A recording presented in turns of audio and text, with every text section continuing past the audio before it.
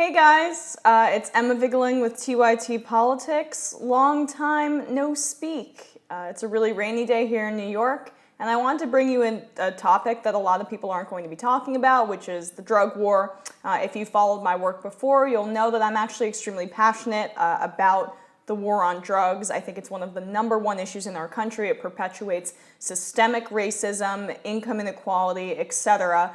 And I think that the DEA is one of the agencies that is absolutely out of control in the amount of power that it has in our country. And this great New York Times piece is absolutely indicative of that. So before I get into the piece, just some context. So if you don't know much about the war on drugs, it was declared by Richard Nixon back in 1971. And since then, we have spent about $1 trillion on the war on drugs. Yet, we are still #1 in the nation in terms of illegal drug use, yet the addiction rate has plateaued and remained the same at around 1.3%. So despite funneling money into this drug war, we have not made any progress in terms of drug use and drug addicts.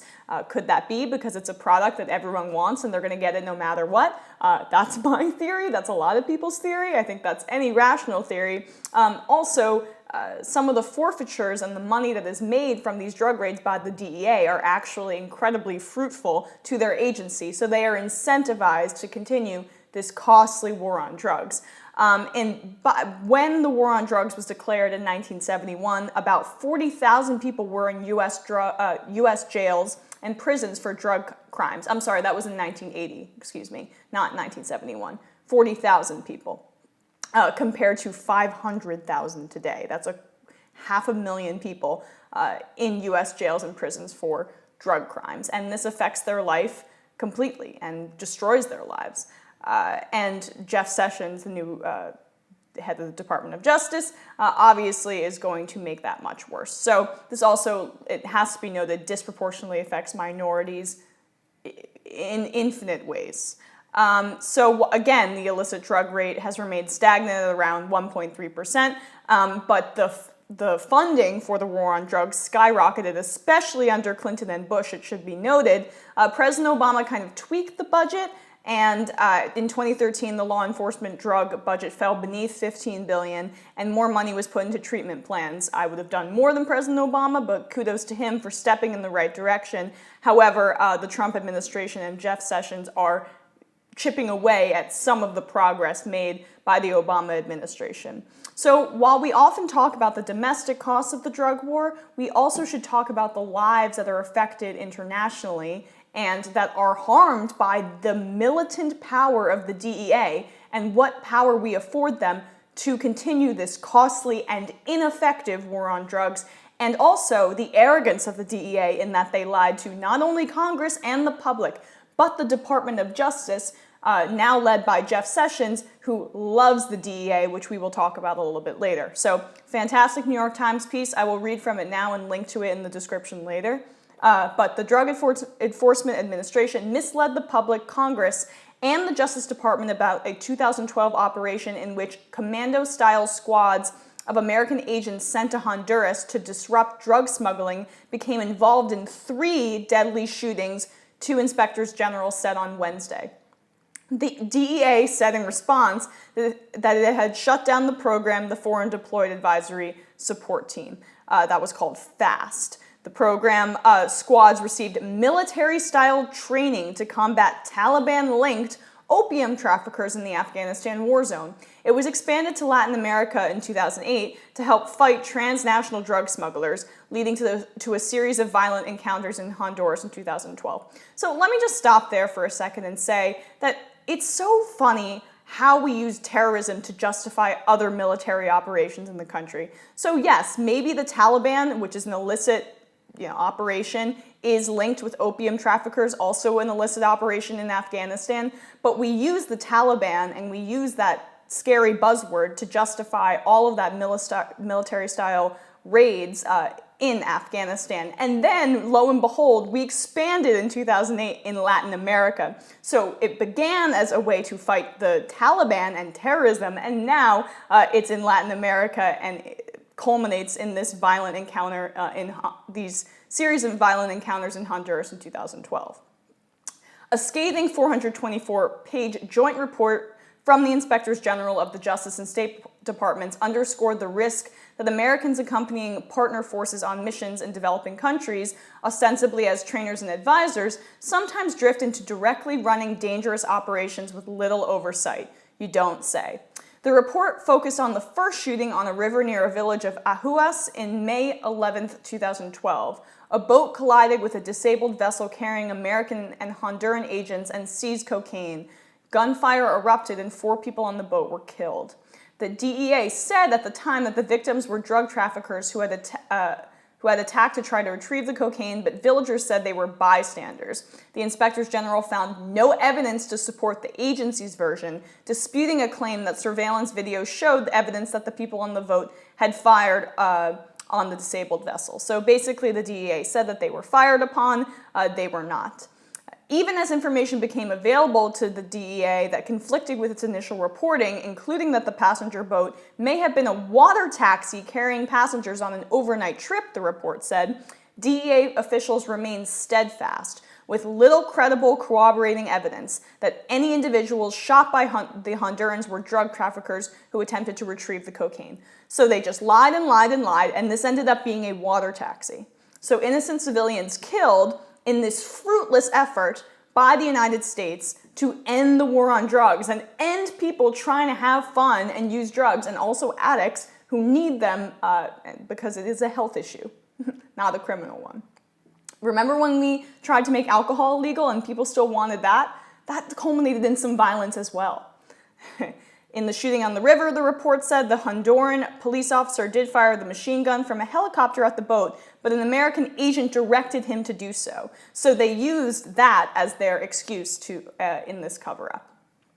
So you can read more of the details in this New York Times piece. Again, I will link it below. But they insisted and insisted and insisted on their first account, and every other piece of evidence showed the opposite. So they lied both to Congress, to the Department of Justice, and obviously to the American people, which the government lies to the American people all the time, but of course when you lie to Congress and the Department of Justice, that's worse. Can you imagine if an individual did this internationally, killed a bunch of Hondurans in a water taxi and lied to Congress and the Department of Justice? What would happen to them? This is going to go away, especially under the Trump administration that loves drug enforcement, meaning more violence and more weapons and more police power and federal police power. So again, listen to that arrogance. It's frustrating because we have given this agency the utmost authority to shut down these drug traffickers abroad with little to no supervision at all. And beyond the domestic costs and the domestic cost of life, which, it harms minority communities so disproportionately, poor communities, etc., we are murdering people abroad in this name and covering it up in the name of stopping drugs, and it has no tangible effect. You could make some argument, I wouldn't agree with this argument, that these costs are worth it because we are stopping drugs in this country, but we're not even doing that. So how does this administration react, the Trump administration? The Drug Enforcement Agency now, this is from a few weeks ago, has proposed hiring its own prosecutor corps to bring cases related to drug trafficking, money laundering, and asset forfeiture, a move that advocacy groups warn could exceed the DEA's legal authority and reinvigorate the 1980s-era war on drugs. Jesus. Citing an epidemic in opioid-related overdoses. First of all, it was crack in the 80s and the 90s, and now it's the opioids. Oh, and in the 2000s it was meth. It's always something. It's always something. There's always a new drug fad. And yes, opioids, it's a massive crisis in this country, but giving them more power is insane. It's the exact opposite of what we should be doing. Obama had the right idea. Put more money towards treatment. The DEA says it wants to hire as many as 20 prosecutors to enhance its resources and target the biggest offenders. Just the definition of insanity, keep doing the same thing over and over again. The DEA said the new force of lawyers would be permitted to represent the United States in criminal and civil proceedings before the courts and apply for various legal orders. The agency would use money it gets from companies and that manufacture and dispense certain kinds of prescription drugs under the Federal Controlled Substance Act. Okay. The agency's proposal, published by the Federal Register in March, received little if any public attention, but it would represent the first time the DEA has its own dedicated prosecutors to go after drug-related offenses. Those lawyers would be shared or detailed to the U.S. Attorney's offices and the Maine Justice Department after an assessment of which regions need the most help. And what about the Justice Department, the one that the DEA just lied to about its Honduras raid? Do you think that the Justice Department is going to react negatively to this pretty brazen ask by the DEA that they want its own federal prosecutors? Oh, right, the Justice Department is led by Jeff Sessions, Jefferson Beauregard Sessions, if you want a little bit of a Civil War flashback. So let's see what Michael Collins, the Deputy Director of the Drug Policy Alliance, thinks about this ask.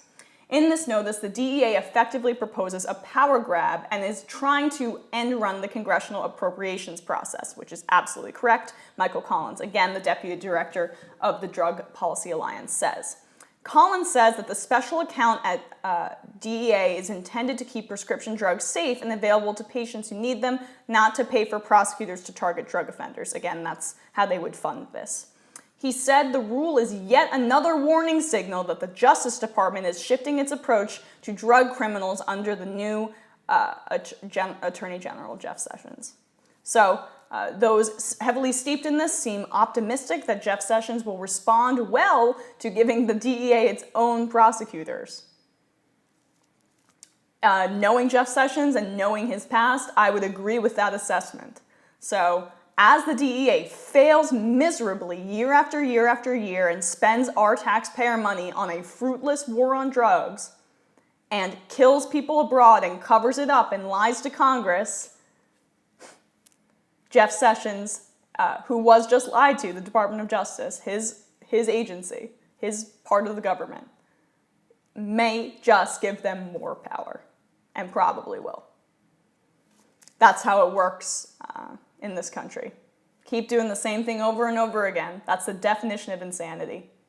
So that's what's frustrating about this. The DEA is going to get away with it, and they may even get more power. All right, guys, have a great day.